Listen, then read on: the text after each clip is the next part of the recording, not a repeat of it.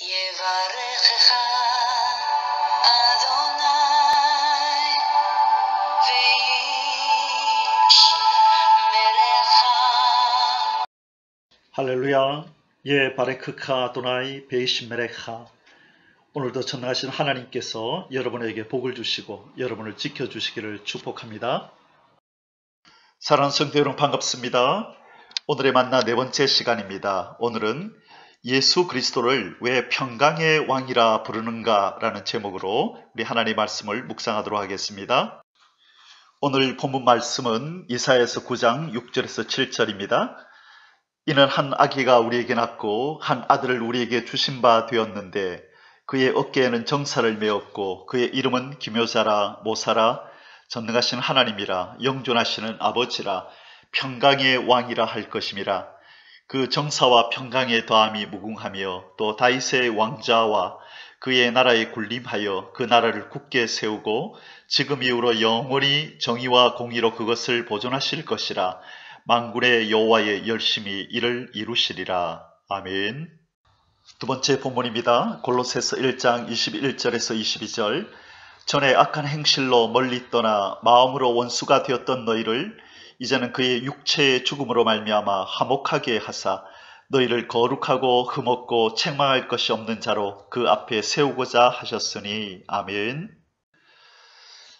형제자매 여러분, 우리가 이스라엘을 다녀오지 않아도 또 그들의 말을 몰라도 예수 믿는 사람들이라면 누구나 알고 있는 이스라엘 말이 있죠. 바로 이 샬롬이라는 이 단어입니다. 우리 같이 한번 인사할까요? 샬롬.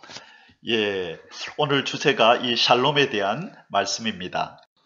이 샬롬이란 말은 오늘 본문 이사야서 9장 6절 마지막 부분에 나오는 부분입니다. 우리 예수 그리스도를 가리켜서 평강의 왕이라 할 것임이라 라고 나왔던 그 본문의 그 평강이라고 나온 그 단어의 이스라엘 말이 바로 샬롬입니다. 여러분, 우리가 샬롬 참 말은 많이 하지만 그것이 무슨 뜻인가에 대해서는 단지 어렴풋이 알고 있습니다. 평화다, 또 화평이다, 평강이다, 안녕이다 라는 의미로 알고 있죠. 그러나 이 샬롬이라는 단어의 뜻은 이스라엘 사람들에게 있어서 전쟁에 반대되는 것 혹은 전쟁의 종식으로부터 찾아온 평화로운 상태를 의미한다고 합니다. 다시 말해서 전쟁 중이던 쌍방이 싸움을 멈추고 평화조약을 맺어서 이제 서로가 적의가 없음을 선포한 상태, 다시는 싸우지 말자라고 전쟁을 멈추고 화해한 상태를 의미한다는 것입니다. 그러므로 우리가 이제 예수 그리스도로 말미암아 하나님과 평화를 누린다는 것은 이제 더 이상 우리가 하나님과 적대 관계가 아닌 좋은 관계, 즉 화평의 관계를 가지게 되었다는 것을 의미합니다. 오늘 본문에 보면 전에는 하나님과 멀리 있던 우리 인생들이 예수 그리스도의 피로 말미암아 우리 하나님과 가까워졌고 화평, 즉 적대감이 없는 평화를 누리는 관계가 되었다고 말씀하고 있습니다. 그렇다면 우리 주 예수 그리스도께서 이 땅에 오시기 전에는 우리 인생들이 하나님과 전쟁 상태, 즉 적대감이 있는 상태였다는 말인가요? 그렇습니다. 이에 대해 성경은 이렇게 말씀하고 있습니다. 골로새서 1장 21절 오늘 본문이죠. 전에 악한 행실로 멀리 떠나 마음으로 원수가 되었던 너희를 이제는 그의 육체의 죽음으로 말미암아 화목하게 하사 너희를 거룩하고 흠없고 책망할 것이 없는 자로 그 앞에 세우고자 하셨으니. 예, 오늘 성경 본문은 분명히 전에 우리가 악한 행실, 이 죄로 말미암아 하나님과 원수되었던 관계였다라고 분명히 말씀하고 계시고 예수 그리스도의 육체의 죽음으로 말미암아 화목이 이루어졌다, 평강이 이루어졌다라고 또한 말씀하고 있습니다. 전에는 우리 인생이 하나님과 원수 관계였었지만 우리 주 예수 그리스도께서 십자가에서 살을 찢고 그 피를 흘려 주심으로 말미암아 하나님과 우리 인생들 사이에 이제 막힌 죄의 담들이 다 무너지고 허물어지고 평화의 관계, 곧 샬롬, 평강을 누리게 되는 그 단계, 그 상태가 되었다는 것입니다. 이 일을 가능하게 해주신 우리 주님을 찬양합니다. 할렐루야. 이와 같이 우리 인생들이 하나님과 누리는 이 평화, 샬롬은 거저 주어진 것이 아닙니다. 평강의 왕 예수 그리스도의 육체의 죽음으로 말미암아 거룩하신 하나님과 죄인된 우리 인간 사이에 중재가 있었던 것입니다. 이제 이 샬롬이라는 히브리어 단어의 좀 더 깊은 뜻을 살펴봄으로써 죄와 허물로 말미암아 하나님과 원수되었던 우리 인생들이 어떻게 하나님과 평화의 관계, 즉 샬롬을 누리게 되었는지에 대해서 좀 더 살펴보기를 원합니다. 평화, 행복, 안전이라는 뜻을 가진 이 샬롬이라는 히브리어 단어의 명사는요, 이 단어의 더 깊은 뜻을 알려면 그 단어의 뿌리가 되는 동사의 원형을 찾아보아야 합니다. 이 샬롬의 동사의 원형은 샬람입니다. 이 동사는 여러 가지 뜻을 내포하고 있는데요. 오늘 본문과 관련하여 아주 중요한 두 가지 의미를 우리에게 제공해 주고 있습니다. 이 두 가지 의미를 살펴볼 때에 이 평강, 평화, 샬롬이 무슨 뜻인지를 우리는 더 깊이 알 수 있게 되는 것입니다. 먼저 이 샬람이라는 동사는 지불하다라는 뜻을 가지고 있습니다. 즉 적대 관계에 있는 누군가와 샬롬, 곧 평화의 관계에 이르기 위해서는 무엇인가를 지불해야 한다는 것입니다. 그 상대방이 원하는 것을 지불해야만 된다는 것이죠. 누군가에게 갚아야 할 것이 있는데 체불되어 있으면 평화할 수 없는 것입니다. 우리 인생들이 왜 하나님과 평화의 관계가 깨어지고 원수 관계에 있었던 것이냐면 바로 이 죄에 대한 형벌, 곧 사망을 지불해야만 하는 관계였기 때문입니다. 바로 이 문제를 평강의 왕 예수 그리스도께서 이 땅에 오셔서 샬람, 곧 지불해 주셨다는 것입니다. 우리 대신에 그 육체의 죽음으로 말미암아 그의 죄값, 이 사망을, 이 하나님의 공의의 사망을 지불하셨다는 것입니다. 금방 제가 하나님의 공의의 사망을 지불하셨다고 강조하였습니다. 이것은 많은 성도들이 오해하고 있는 부분이기 때문입니다. 저도 이전에 신학을 공부하기 전에는 우리 예수님께서 십자가에서 죽으신 이유가 그 죄값을 지불한 것이 마귀에게 지불했다, 그렇게 알고 있었습니다. 예수 그리스도께서 우리를 대신하여 죽으신 것은 그 피값을 마귀에게 지불한 것이 아니라 죄의 싹슨 사망이라고 선고하시는 이 하나님의 공의의 법에 예수 그리스도께서 우리 대신에 그 생명을 상징하는 피를 흘리심으로 우리의 죄값, 그 생명, 그 피값을 우리 대신에 지불하셨다는 것입니다. 금방 말씀드린 이 진리에 대해서 성경 66권 중에 왕관이라고 불리는 로마서 중에서도 그 왕관 중에 다이아몬드라고 불리는 이 8장에 우리의 구원에 대해서 너무나 자세히 설명하고 있는 이 로마서 8장 1절에서 4절 말씀에 그 진리를 정확하게 설명해 주고 있습니다. 8장 1절, 그러므로 이제 그리스도 예수 안에 있는 자에게는 결코 정죄함이 없나니 이는 그리스도 예수 안에 있는 생명의 성령의 법이 죄와 사망의 법에서 너를 해방하였음이라. 중요한 진리를 선포하고 있습니다. 그리스도 예수 안에 있으면 결코 너는 죄인이다 라고 하는 정죄함을 받지 아니한다는 것입니다. 왜냐하면 그리스도 예수 안에 있는 생명의 성령의 법이 죄와 사망의 법에서 우리를 해방하였다는 것입니다. 이 사망의 법, 죄로 말미암아 너는 죽어야 한다라고 선고하는 이 하나님의 이 율법에서 우리를 해방하셨다는 것입니다. 왜 그 하나님의 공의의 율법이 우리를 놓아주셨을까요? 그것이 바로 3절과 4절에 나옵니다. 율법이, 하나님의 공의로운 율법이 육신으로 말미암아 연약하여 할 수 없는 그것을 하나님은 하시나니. 자, 율법이 뭘 못한다고요?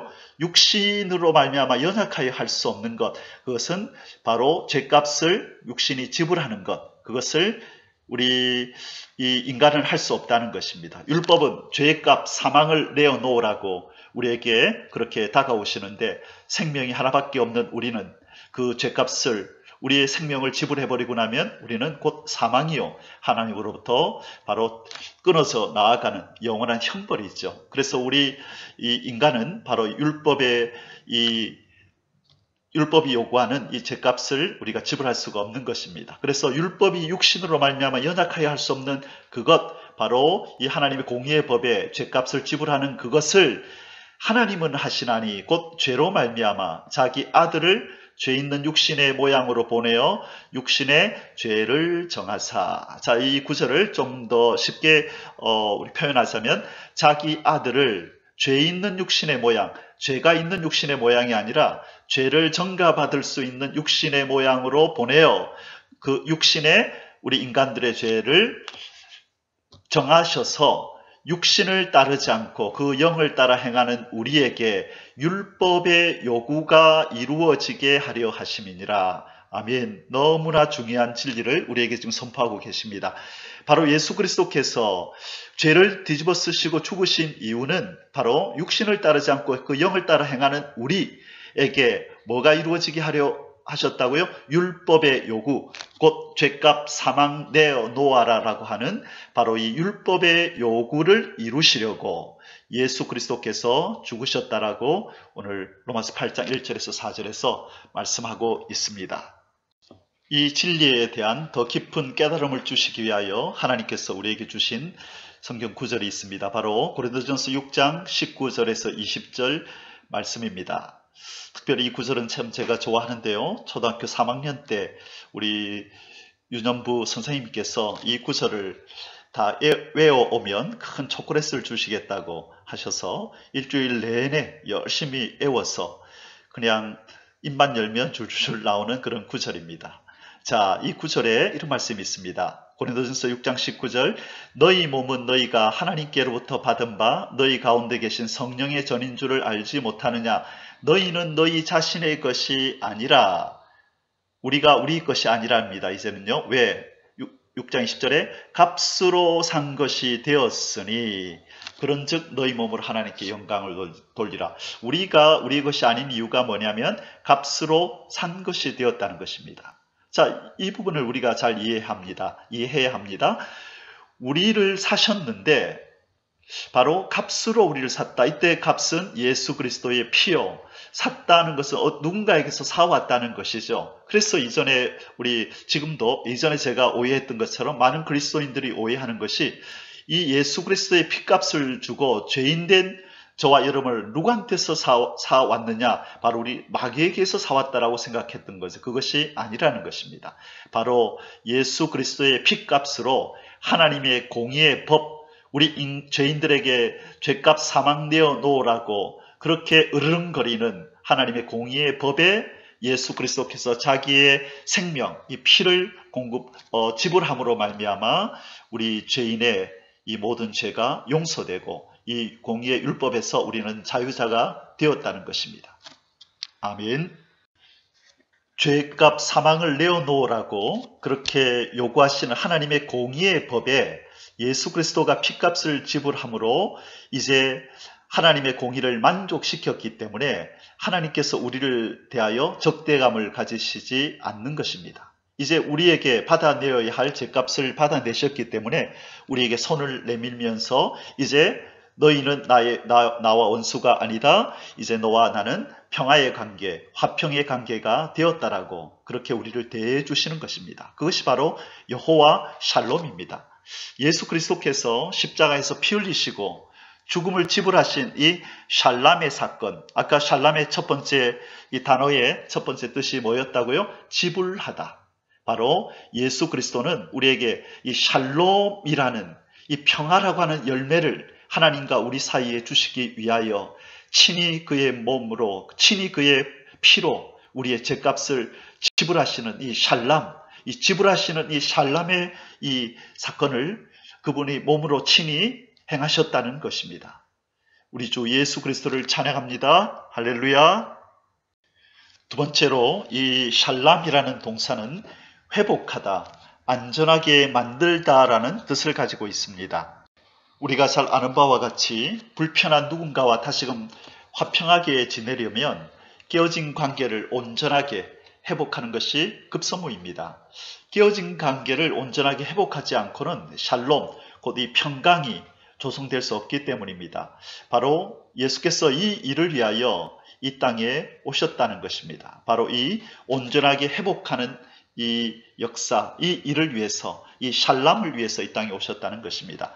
그래서 거룩하신 하나님과 그분께 죄를 짓고 쫓겨나서 깨어진 관계 속에서 비참한 나날을 보내고 있던 우리 인생들을 다시금 하나님과의 평화의 관계, 안전하게 회복된 관계로 들어가게 하시려고 이 땅에 오셨다는 것입니다. 이에 대하여 골로새서 1장 20절에서 이렇게 말씀합니다. 그의 십자가의 피로 화평을 이루사 만물 곧 땅에 있는 것들이나 하늘에 있는 것들이 그로 말미암아 자기와 화목하게 되기를 기뻐하심이라.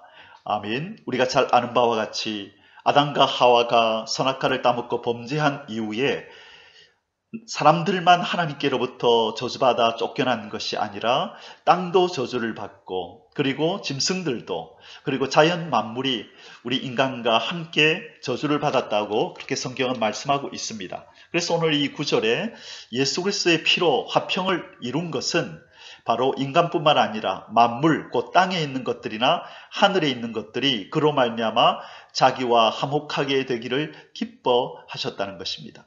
죄는 인간이 짓고 그리고 저주받은 것은 인간과 자연 만물인데 그 값을 지불하신 것은 아무런 죄가 없는 아무런 가오가 없는 하나님께서 바로 그 죄값을 지불해서 죄를 범하여 자기에게서 쫓겨난 자들, 버림받은 자들을 다시 그 품에 안으셨다는 것입니다. 그 죄인들이 지불해야 될 그 죄값을 바로 아무런 죄가 없는 편인 이 바로 죄와는 상관이 없는 하나님 편에서 죄값을 지불하고 그 관계를 안전하게 다시 회복해 주셨다는 것입니다. 이것이 바로 하나님의 사랑이요 우리가 이해할 수 없는 하나님의 자비와 은총이요 은혜인 것입니다. 아멘. 이제 말씀을 맺겠습니다.